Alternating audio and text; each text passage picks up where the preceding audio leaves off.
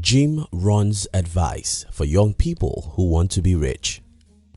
When I was around 12, there was an old poor man in my town.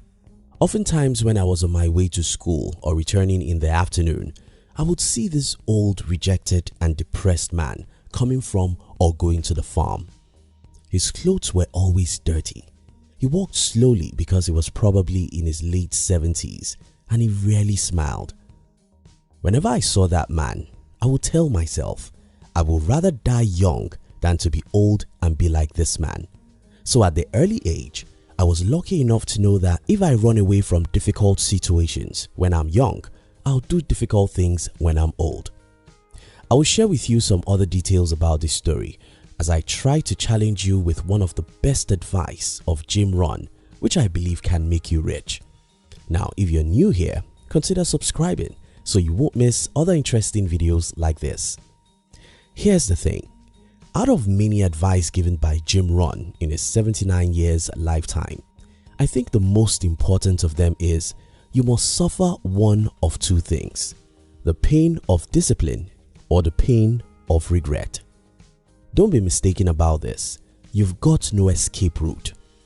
In your life, you will suffer. In your life, you'll go through pains. In your life, you'll cry. But you have the choice. You can choose to suffer the pains that come from being disciplined or wait for the pains that come from poverty, loneliness, depression and failure. You must suffer one of two things: the pain of discipline or the pain of regret. Tomorrow is far. I once watched a young man on TV who was doing what was obviously wrong. When he was asked how he would feel at 70, looking back at his present errors, he said, "Well, I still have about 50 years before I regret." This sounds so stupid, but we all do similar things in our life because we think that tomorrow is far. Don't deceive yourself. Tomorrow is now. If you are too young, go and ask people who are 50 and above. I tell you, these people didn't know how they clocked 50 because time goes so fast. I once read a quote from Robert Kiyosaki that went something like, "If you know what it means to be old, you would live well when you are young." I think you should think about that and be willing to go through the pains of discipline now. The truth is, most young people don't know what it means to be old. Being old means that many of your friends have died, many are sick so they cannot leave home, many are too old to even think of visiting you, so you are lonely. You may also have one or two health challenges which need a lot of money to manage. There are so many worries in your old age than to still worry about money or to have regrets about missed opportunities. Why we hate discipline. By nature, humans are lazy. I mean, all of us are. We love the TV and not the boring books. We love the social media and not the workout. We prefer the talking and complaining and never the grinding and pursuing. We love the ease and the comfort zone and not the harsh world. That's why we avoid the pains of discipline. But your life will change right now if you can think about this. Well, there's no escape route. As human, you are like a soldier. You can never avoid battle. If you don't go out to fight, the enemy will come and attack you at home, and that will be 10 times more difficult.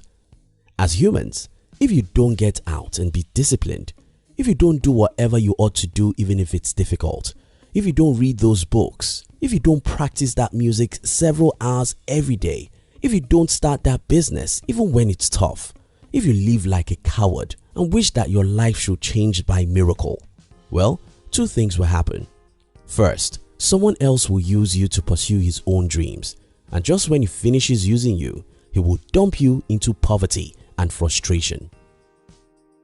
Seeing tomorrow. You see, I spent most part of my last 1 decade going through some of the most difficult situations you can ever imagine. And guess what? I did it on purpose. I closed my eyes when I was 21 and threw myself out. I told myself, build your own company or die trying. It was not a half-hearted decision. I had no space in my heart to make excuses or wait for a government to help me. I knew what was at stake, and that is my future and my life. I wanted freedom. I wanted a life of my own. I wanted a life which allows me to sleep and wake up at my own time. I wanted a life which will allow me work when I want to and with whom I want to. I didn't want a life that worries about money. I didn't want a life that hates his job and only works for money. I don't just want to live. I wanted to live with purpose, and to do this, I understood that I mustn't make excuses or wait for a miracle. I understood that I will have to get out, fight hard, get wounded, fall, fail and cry. I knew that to wear a crown I had to carry a cross, and I was not afraid of the pains that come with the cross because I could see tomorrow. Most young people cannot see beyond today, and that's the reason why they complain and make excuses. If you, like me, can look around you and see old people who have died, who have lived their lives as cowards, and see the pains they are going through now, you'll not be a coward. If you look around you and see people who dreamed of starting their own business all their life, but never try or gave up when they failed twice, now in their 70s, after working all their life in the jobs they hate, they are still poor, then you will understand the pains of regret. You must suffer. Yes, you must suffer one or two things, the pain of discipline or the pain of regret. Living in the world of cowards. Don't ever think that you'll see some examples of courage in your primary environment, because not many courageous people exist in the world. Most people are cowards and live their life avoiding difficulties. The problem about this is that it's contagious. Take for instance, I know a family whose child is a talented writer. Instead of letting this child pursue her dream of becoming a great writer, the parents still want her to study normal things every other kid is studying in school. What's happening here is simple. The parents are cowards, so they cannot encourage their kids to pursue risky dreams. They know that there is no security for anyone who pursues his dreams outside the normal route everyone knows. For example, there's security for you if you study to become an accountant, because you can get a job and get paychecks for 30 years. There's security for you if you study to become a lawyer, doctor or an engineer. But there's no security for you if you want to become a musician, because you may never become a famous musician, and that means failure. There's no security for you if you want to become a writer, an athlete or an entrepreneur. In all these, you are taking a great risk. And the natural thing to do in our society is to calm down and follow the path everyone is following, or have plan B. Plan B means that even if you want to be an entrepreneur, go get a degree first, so that if you fail in business, you can easily get a job. The problem about this way of thinking is that plan B will always distract you from plan A. I left school without any degree because I didn't want to be employable.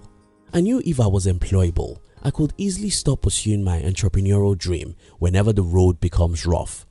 But because I had no degree, I knew that I didn't have plan B. Because I didn't have plan B, I fought with my last blood and I won. You must suffer one of two things, the pain of discipline or the pain of regret. Which would you choose? The discipline today or the regret tomorrow? Thank you so much for watching our videos. Are you between the ages of 15 and 40? Then we invite you to join our new channel, which was specially created to share with you inspiration and life's lessons to succeed in life. We call it Under 40 TV. Kindly look at the description box below this video to join the Under 40 TV. We love you.